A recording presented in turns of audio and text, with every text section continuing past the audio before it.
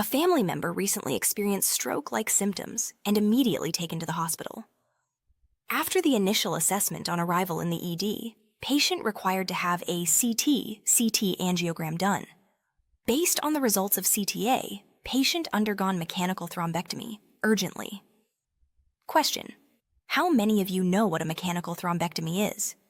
Today's video, I will explain what mechanical thrombectomy is in the context of a stroke and, importantly, the key points of the procedure. Let's get into it.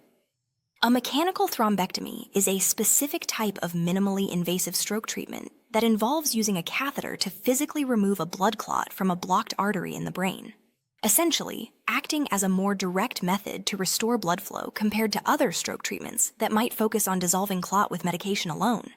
Preparation. The patient is positioned on the angiography table in a sterile environment, typically in a catheterization suite.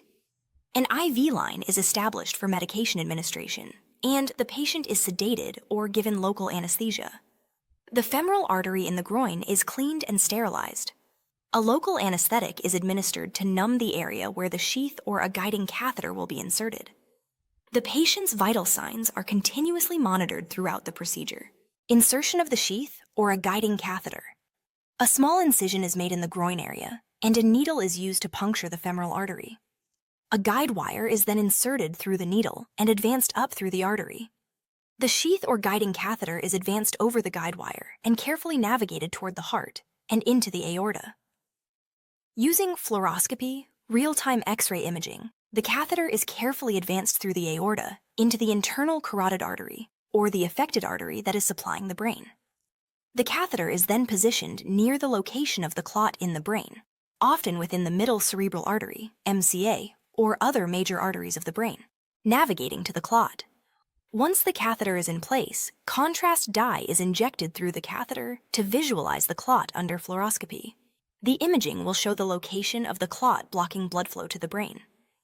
The physician may use microcatheters or specialized devices designed to access smaller brain vessels, allowing for precise navigation to the thrombus, aka clot. Insertion of the thrombectomy device. The physician then introduces a mechanical thrombectomy device, such as a stent retriever through the catheter.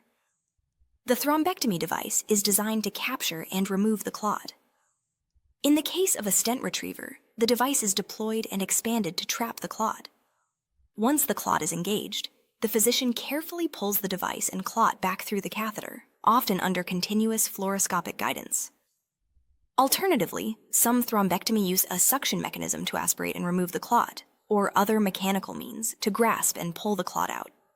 Once the clot is successfully removed, angiography is repeated to confirm that normal blood flow has been restored to the affected area of the brain.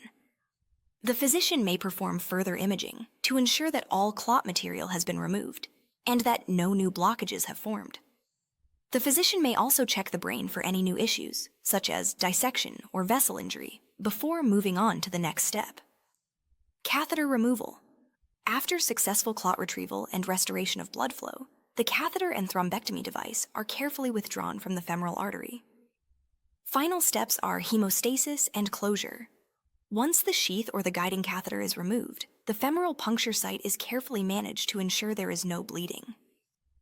Manual pressure is applied to the groin for around 10 to 20 minutes to stop any bleeding from the artery.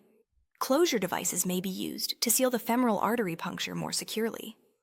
These devices use various mechanisms, such as collagen plugs or sutures, to ensure the artery is properly sealed and to minimize the risk of a hematoma or other complications.